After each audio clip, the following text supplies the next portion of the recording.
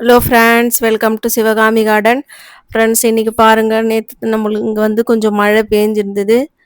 Night கூட கொஞ்சம் மழை பெஞ்சிருந்தது. இப்போ நம்ம செடியெல்லாம் எவ்வளோ நல்லா இருக்குதுன்னு சொல்லிட்டு பாருங்க. நம்ம இன்னைக்கு காலையில் வந்து மணி 9 மணி 9:30 மணிக்கு வந்திருக்கிறோம்.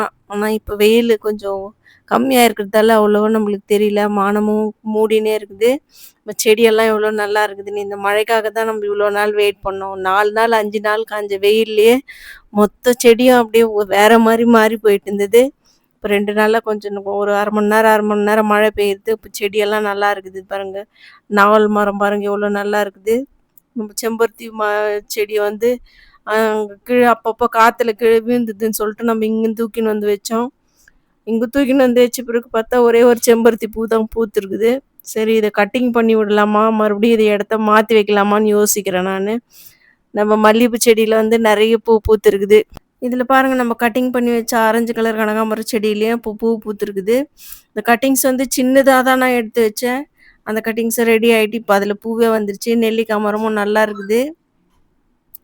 தழை செடியும் நல்லா உயரமாக வளர்ந்துருக்கு. கட் பண்ணி விடணும்.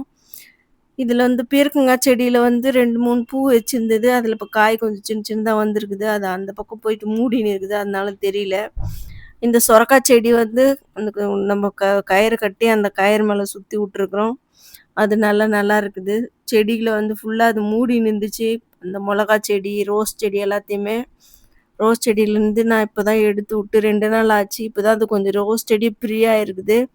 முன்னாடி சுற்றி மூடி நின்றுச்சு கொடி. அதில் டெல்லி கனகாம்பரம் வந்து பூ பூத்து முடிஞ்சு அடங்கின மாதிரி இருக்குது.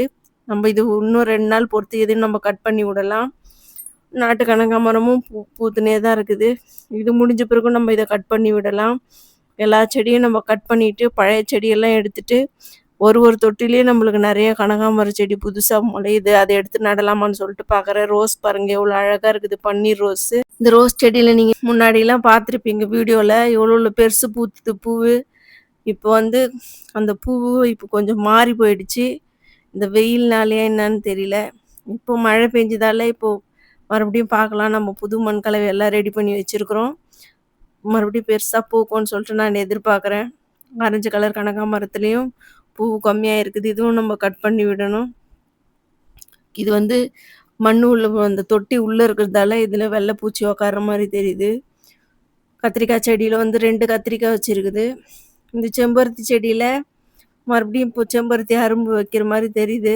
அதுலேயும் பூ வரும்னு சொல்லிட்டு நான் எதிர்பார்க்குறேன். இந்த ஆரஞ்சு கலர் செம்பருத்தி செடியிலையும் அரும்பு வச்சுருக்குது. அதுலேயும் பூத்தா நான் உங்களுக்கு காட்டுறேன். பாருங்கள், அரளி செடியில் வந்து 3 கலையில் அரும்பு வந்துருக்குது. அது பூத்துச்சுன்னா ரொம்ப அழகாக தெரியும் வீடியோவில். அது கண்டிப்பாக நான் உங்களுக்கு காட்டுறேன்.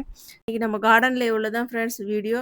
இந்த வீடியோ உங்களுக்கு பிடிச்சிருந்தா நீங்கள் லைக் பண்ணுங்கள், ஷேர் பண்ணுங்கள், கமெண்ட் பண்ணுங்கள், சப்ஸ்கிரைப் பண்ணுங்கள்.